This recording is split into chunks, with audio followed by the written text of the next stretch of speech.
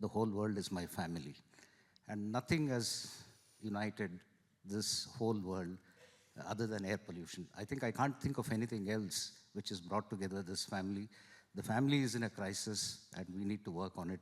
And this document actually has got everything that is required to address this crisis of air pollution. I think it's really staggering when you look at the low income and low middle income countries, because a large majority of air pollution comes from this.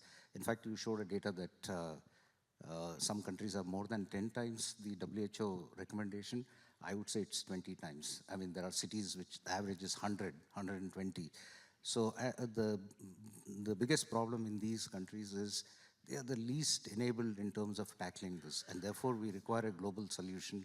We require simple, practical solutions in terms of how to reduce this air pollution, both indoor and outdoor. And the other thing that is very important to understand is it's got socioeconomic dimensions. The poor people are affected most. We did a small study in Delhi and showed that within a span of 400 meters, there's a gradient. People who are living in high-end apartments have much lower indoor and ambient air pollution as compared to people who are living in the slums. Second, there's a differential between men and women. We have a case study where we gave the husband and wife. The husband is an e-rickshaw driver. E-rickshaw is something like electronic tuk-tuk. He goes around the city driving. So you would expect that he is exposed to high levels of air pollution. So we gave an air pollution monitor to him with a GPS monitor. Same thing was given to the woman. And when we took that monitor out and analyzed the PM 2.5, it was very revealing. The level to which the man was exposed was 45, and the level to which the woman was exposed was 250.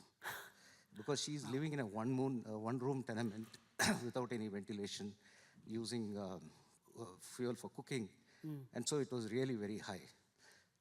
Obviously, one swallow doesn't make a summer, so we need research evidence on this gender inequities. Just wanted to make 2 or 3 points. One is the role of the health sector in reducing air pollution, which is not talked about much. As they say, physician, heal thyself. I think health systems have to heal themselves. If you look at the greenhouse gas emissions by the health system, it's close to 5% of all the greenhouse gas emissions. And if we put all the hospitals and the health system together, it would be the size of greenhouse emission by a country like France. It's that high.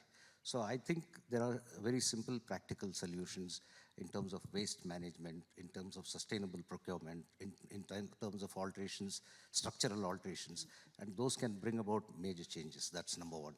Number two is we need to recognize that this is multidisciplinary. We require a real multidisciplinary approach. How do we make low-cost air purifiers? How do we make low-cost masks if required? How do we change the policies? How do we advocate to policymakers? How do we create policy briefs for policymakers?